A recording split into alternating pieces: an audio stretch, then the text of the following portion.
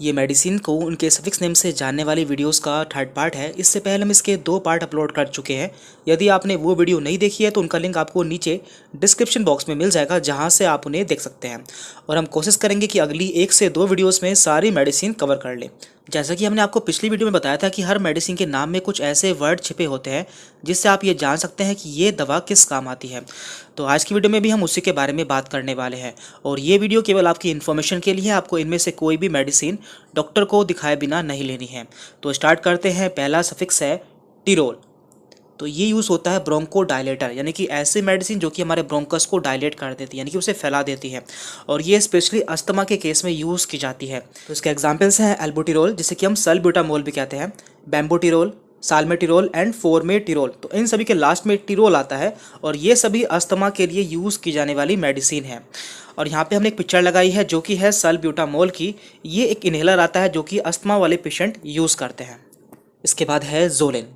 तो जोलिन क्या होता है? ये होता है नेज़ल डिकंजेस्टेंट, यानी कि जब भी हमारी नाक ब्लॉक हो जाती है और हम नाक से सही से सांस भी नहीं ले पाते हैं तो हम इन मेडिसिन का यूज़ करते हैं। इन सभी के लास्ट में जोलिन वर्ड आता है, जैसे कि इसका एग्जाम्पल है ऑक्सीमेटाजोलिन एंड ज़ाइलोमेटाजोलिन।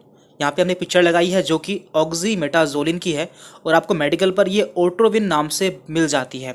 ये एक बहुत ही कॉमन मेडिसिन है और इसका यूज़ हम नेज़ल डिकंजेस्टेंट के रूप में यूज़ करते हैं, यानी कि जब भी हमारी नाक ब्लॉक हो जाती है तो हम इन मेडिसिन का यूज़ करते हैं।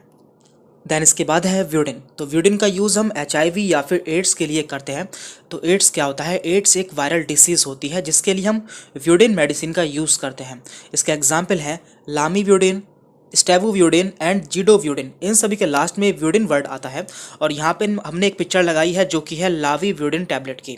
तो इन सभी का यूज़ HIV या फिर एड्स के लिए किया जाता है। देन यहाँ पर है क्विन। तो ये सभी मेडिसिन एंटी पैरासिटिक होती हैं, यानी कि इनका यूज़ पैरासाइट के अगेंस्ट किया जाता है, जैसे कि मलेरिया। और इसके एग्जाम्पल्स हैं क्लोरोक्विन, हाइड्रोक्सीक्लोरोक्विन एंड मेफ्लोक्विन। तो इन सभी के लास्ट में क्विन वर्ड आया है। तो क्विन वर्ड एंटी पैरासिटिक मेडिसिन के लिए यूज़ करते हैं। यहाँ पे हमने एक पिक्चर लगाई है जो कि क्लोरोक्विन फोस्फेट टैबलेट की है। इसके बाद है यहाँ पर रिफा। तो रिफा मेडिसिन एंटी ट्यूबरकुलाइंस के रूप में यूज़ की जाती है, यानी कि ये टीबी के लिए यूज़ की जाती है। तो टीबी क्या होता है? टीबी एक बैक्टीरियल डिसीज़ होती है जो कि माइकोबैक्टीरियम ट्यूबरकुलाई के द्वारा होती है।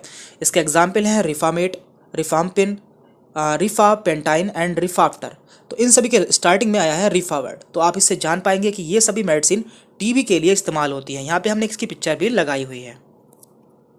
हमारा अगला सफिक्स है एस। तो एस क्या होती हैं? ये सभी थ्रोम्बोलाइटिक्स होती हैं या फिर क्लोट बस्टर होती है, यानी कि जब भी खून का थक्का जम जाता है तो उसे रिमूव करने के लिए इन मेडिसिन का यूज़ करते हैं। इसका एग्जाम्पल है एमिनेज, रिटावेज एंड स्ट्रेप्टोकाइनेज। तो इन सभी के लास्ट में एज वर्ड आता है। तो यहाँ पे हमने एक पिक्चर लगाई है जो कि है स्ट्रेप्टोकाइनेज इंजेक्शन की, और इसका यूज़ भी क्लोट बस्टर के रूप में किया जाता है। इसके बाद है यहाँ पर कैल्सी। देखिए कैल्सी वर्ड का use calcium and vitamin D के सप्लीमेंट में किया जाता है। इसका एग्जाम्पल है calciferol, calcitriol and Ergo calciferol. तो इन सभी में कैल्सी वर्ड का यूज़ किया गया है।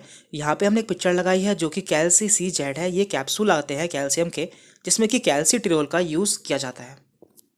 इसके बाद है यहाँ पर लाम। देखिए लाम का यूज़ बेंजोडायापाइंस में किया जाता है।